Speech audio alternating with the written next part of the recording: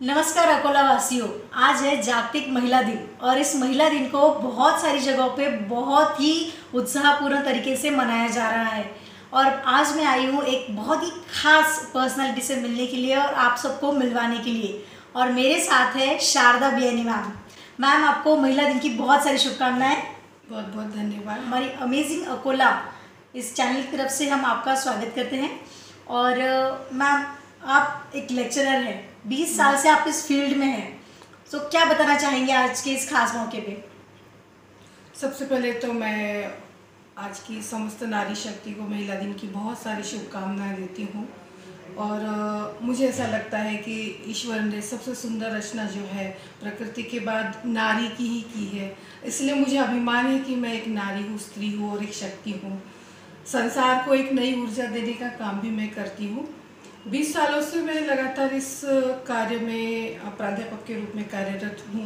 बहुत सारे खट्टे मीठे अनुभव भी मेरे जीवन से जुड़े हैं और एक महिला होने के नाते मुझे बहुत ही अच्छा लगता है कि अपना अस्तित्व मैंने खुद तैयार किया है। अपने अस्तित्व की निर्माती मैं हूँ। जी, बहुत बहुत बड़ी बात कही है आपने। और मैंने जैसा सुना है आपके बारे में, आप एक टिपिकल मारवाड़ी फैमिली से बिलोंग करते हैं। हाँ। तो मेरे ख्याल से ज़्यादा पढ़ाई आपकी शादी के पहले नहीं हुई थी, तो ये पढ़ाई का सफ़र कैसे शुरू हुआ? एक्चुअली एक मारवाड़ी परिवार में लड़कियों को पढ़ाना बोले तो बहुत ही बड़ी एक बंदिश होती थी। और मैं जब क्लास 11वीं में थी, 11th में मैं पढ़ती थी, तभी एक अच्छा रिश्ता आया तो माता पिता ने सोचा शादी कर दी जाए। लेकिन कहीं तो भी मन में एक बहुत क्या कहते हो उसको कि बहुत तीव्र इच्छा थी कि नहीं, मुझे कुछ तो भी करना है, कुछ तो भी मुकाम हासिल करना है। ससुराल आने के बाद मैंने थोड़ी जिद की। मेरे 2 बेटे हो गए थे, उसके बाद मैंने सोचा कि नहीं, अभी अपना अस्तित्व हमें खुद बनाना चाहिए। तो मैंने घर में बात रखी कि मैं पढ़ना चाहती हूँ। तो बहुत परेशानियों के बाद हाँ हुआ, लेकिन एक शर्त थी कि जितनी भी पढ़ाई मैं करूँगी उसमें कम से कम फर्स्ट क्लास आना चाहिए। तो हाँ, मैंने उस चैलेंज को स्वीकार किया और मैंने अपनी पढ़ाई शुरू की। 11वीं के बाद मैंने बीकॉम किया, बीए किया, एमए किया, सेट नेट किया, बीएड किया, डीजे किया और बीजे किया जर्नलिज्म। और पढ़ाई मेरी भी ख़त्म नहीं हुई, लगातार हर साल मैं कुछ ना कुछ एक डिग्री लेती हूँ। और मुझे इस बात की बहुत खुशी है बताते हुए कि सारी पढ़ाई करते समय मैंने 2 गोल्ड मेडल भी हासिल किए हैं। वाह, ये सच में बहुत ही सराहने वाली बात है। मैम, आपने पढ़ाई की, इसमें तो आपने इतनी सारी अचीवमेंट कर ही ली थी, लेकिन आप इतने में भी नहीं रुकी। उसके बाद भी आप बहुत सारी सोशल एक्टिविटीज़ में भी इन्वॉल्व रहती हैं, तो उसके बारे में हमें थोड़ा सा बताइए। ऐसा है कि सृष्टि की जब से रचना हुई है तब से मुझे ऐसा लगता है कि विकास दर विकास के साथ हर एक चीज़ बदलती गई है। तो फिर नारी ने भी जब ज़मीन से लेकर आसमान तक अपनी पहचान बनाई है। हम तो खैर अपने एक छोटे से एरिया में अपनी पहचान कायम रखे हुए, लेकिन जब बड़ी पहचान, बड़ी हस्तियों को जब मैं देखती हूँ तो ऐसा लगता है कि जब वो लोग इतना कर पाती है तो हम लोग क्यों नहीं कर पाते हैं। तो एक सबसे पहले शब्द जो मुझे विरासत में मिले थे, तो उन शब्दों को मैंने अपनी कलम बनाया और उस कलम के सहारे मैंने सोचा कि कुछ ना कुछ किया जाए। तो मैंने सबसे ज़्यादा काम जो अभी तक किया है, कम से कम 200 संचालन किए हैं, मंच संचालन किए हैं और बहुत सारे राज्य राष्ट्र स्तरीय पुरस्कार भी मिले हैं मुझे। और मुझे सबसे बेहद खुशी होती है बताते हुए कि भूतपूर्व राष्ट्रपति माननीय प्रतिभादेवी पाटिल के द्वारा मुझे उत्कृष्ट मंच संचालन का पुरस्कार भी दिया गया है। जी बिल्कुल, और वो भी एक महिला है। हम ये भी आशा करेंगे कि उन्हें भी दीर्घायु मिले और इस महिला दिन पे हम ये शुभकामनाएं उनके लिए रखते हैं। और अभी आप मुझे ये बताइए कि जब आपने शुरुआत की थी ये मुझे पढ़ना है, या घर पे जब प्रस्ताव रखा, उस सिचुएशन से लेके अभी तक की सिचुएशन में क्या बदलाव अब घर वाले आप में महसूस करते हैं और आप घर वालों में क्या बदलाव देखती है? बहुत ज़्यादा अंतर होता है। एक महिला जब एक 4 दीवारी के भीतर होती है तो उसकी एक अलग पहचान होती है, और जैसे ही 4 दीवारी से बाहर निकलती है, अपनी दुनिया बनाने में अपना सफ़र शुरू करती है, तो लोगों का देखने का नज़रिया बदल जाता है। और मुझे ऐसा लगता है कि मेरे ज़िंदगी में एक शब्द कभी नहीं आया और मैं आज सभी महिलाओं को ये बताना चाहूँगी कि लेकिन, किंतु, परंतु ये शब्द जहाँ आ जाते हैं वहाँ आपकी गति जो है वो रुक जाती है, आपकी सफलता की डगर जो है वो वहीं समाप्त हो जाती है। तो मैंने लेकिन को कभी हावी नहीं होने दिया, मैं कर सकती हूँ, यही मेरा एक ध्येय वाक्य था। बिल्कुल भी बहुत बहुत अच्छा मैसेज आपने बताया है। और अभी भी घर वालों की कंडीशन है फर्स्ट क्लास आना चाहिए, ऐसा कुछ? हाँ, नहीं, समय के साथ हालात बदल गए हैं। अभी उन्हें पता हो गया है कि हाँ, मैं कुछ कर सकती हूँ, कुछ करके दिखाया है घर में भी। जहाँ तक एक टिपिकल परिवार से हूँ तो सभी की कोशिश ये थी कि नहीं, बाकी जो सारी स्त्रियाँ रहती वैसे ही मैंने रहना चाहिए। लेकिन आज हमारे घर में मेरे बाद की जितनी भी पीढ़ी आई है वो सब मेरे पद चिन्हों पर ही चल रही है।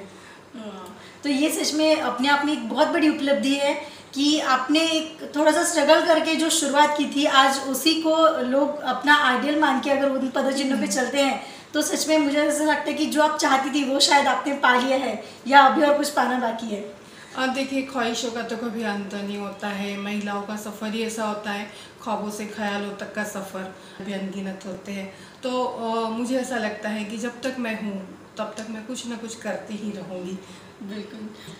जैसे हम खुद के लिए बहुत सारा काम करते हैं और ये समाज हमें प्रतिष्ठा दिलाता है, मान सम्मान दिलाता है, तो हमारा भी कुछ इसमें होना चाहिए रिस्पॉन्सिबिलिटी कि हमें भी रिटर्न में कुछ देना पड़ता है। तो इस सिलसिले में आप क्या करती है, मतलब कहीं पे चैरिटीज है? बिल्कुल सही बात है ये कि हम जिस समाज में जन्म लेते हैं उसका ऋण हमारे ऊपर रहता है, और हमारी जिम्मेदारी ये होती है कि अगर हम सक्षम हो जाते हैं उस समाज की जो जिम्मेदारी हम पर आती है, समाज का जो कर्ज होता है वो चुकाना चाहिए। बहुत कुछ तो नहीं कर पाती हूँ, लेकिन जितना भी कर पाती हूँ मैं उसमें बहुत संतुष्ट हूँ। कई क्लबों के माध्यम से होता है कि विविध कार्यों को करने की मैं कोशिश करती हूँ। मुझे सबसे ज़्यादा जो लगता है अनाथ बच्चों के प्रति विशेष सहानुभूति है, क्योंकि मैंने ऐसी कई जिंदगियां देखी है जो बहुत सक्षम हुई है, लेकिन उनकी जो प्रारंभिक अवस्था थी वो बेहद ही दुखी थी। तो तब से मैंने ठाना है कि इन बच्चों के लिए मुझे कुछ न कुछ करते रहना चाहिए, और बाकी जो थोड़ी बहुत जिम्मेदारी है, जितना मैं कर सकती हूँ वो करने की कोशिश करती ही हूँ। तो ये समाज का ऋण चुकाने के लिए आप अलग अलग माध्यमों से काम करती है, तो उसके बारे में हमें थोड़ा सा बताइए।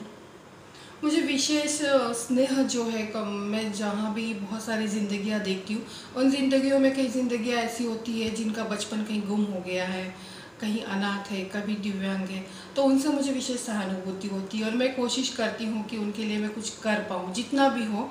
चाहे अकोला में गायत्री बालिका आश्रम है और उत्कर्ष शिशु गृह, तो आज मैं अपने शब्दों में एक विशेष अनुरोध करना चाहती हूँ कि वहाँ आप एक बार जाइए और देखिए उनकी ज़िंदगी को।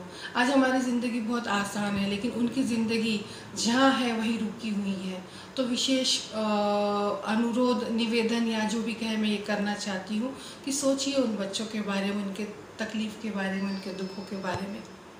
जी मैम, बहुत अच्छा मैसेज आपने दिया है और हम ये पूरी कोशिश करेंगे कि आपका ये बहुत अच्छा मैसेज लोगों तक पहुंचे। और आज महिला दिन है, मतलब पूरा दिन हम लोगों के लिए एक सेलिब्रेशन रहेगा। वैसे तो हर रोज़ ही हमारा दिन होता है, तो इस खास विशेष मौके पर आप सब लोग दर्शकों को क्या बताना चाहेंगी, खास करके महिलाओं को? मैं मेरी समस्त सखियों को, समस्त नारी शक्ति को इतना ही कहना चाहूँगी कि अपनी गति को रुकने न दें, अपने पंखों को कछुओं की तरह सिकोड़ कर ना रखें, बल्कि उनको परवाज़ दे, ऊंची उड़ान दे। कोशिश करके देखिए, आसमान तुम्हारा है, लेकिन शब्द जो है वो अपनी डिक्शनरी से निकाल दे। लेकिन किंतु परंतु ये कहीं नहीं है। हमारे मन की इच्छा अगर हो तो हम आसमान को भी छू सकती है। बिल्कुल भी। बिल्कुल मैम, बहुत अच्छा मैसेज आपने दिया। और ये जो डिक्शनरी आपने बोली थी उसी डिक्शनरी को परचेज कीजिए, लेकिन किंतु परंतु वाली डिक्शनरी बिल्कुल भी मत खरीदिए और ना ही उसका इस्तेमाल कीजिए। मैम, आजकल का जो ये कल्चर है वो है मोबाइल, इंटरनेट, बहुत ही फास्ट फॉरवर्ड वाली जो अपनी कल्चर है उसके बारे में है। इसमें टीनेजर्स जो है या फिर जो अभी अपनी जो प्राथमिक शिक्षा है वो ख़त्म करने के बाद जो बच्चे जुड़ जाते हैं बहुत जल्दी इससे, तो इसके बहुत सारे दुष्परिणाम भी होते हैं। तो आप ऐसे यंगस्टर्स, लड़के लड़कियां, इनको क्या मैसेज देना चाहेंगी? देखिए, आज की युवा पीढ़ी, जहाँ तक हम समझते हैं कि उनकी दिशा और दशा दोनों भी काफ़ी बदलाव की तरफ जा रही है। हाँ, स्वाभाविक है, समय बदलता है तो उन्होंने भी बदलना चाहिए। लेकिन सबसे पहले मैं माता पिता को एक मैसेज देना चाहती हूँ कि अपने बच्चों को जितना हो सके बहुत ज़्यादा अपनी इच्छाएं उन पर न ला दें, ताकि वो लोग भी अपनी ज़िंदगी अच्छे से जी सके और वो खुद का निर्णय अगर लेने में सक्षम है तो उन्हें निर्णय लेने दीजिए। रहा सवाल मोबाइल वगैरह, तो आज की दुनिया ही मोबाइल की हो गई है। लेकिन मेरा एक युवा पीढ़ी को मैसेज है कि दोस्ती करना हो तो मोबाइल से नहीं कीजिए, दोस्ती करना हो किताबों से कीजिए, दोस्ती करना हो तो फूलों से कीजिए जो खुद की बहुत सारे सुंदर रंग इस धरती पर बिखेरते हैं। ऐसी अनगिनत चीज़ें जिनसे आप दोस्ती कर सकते हो।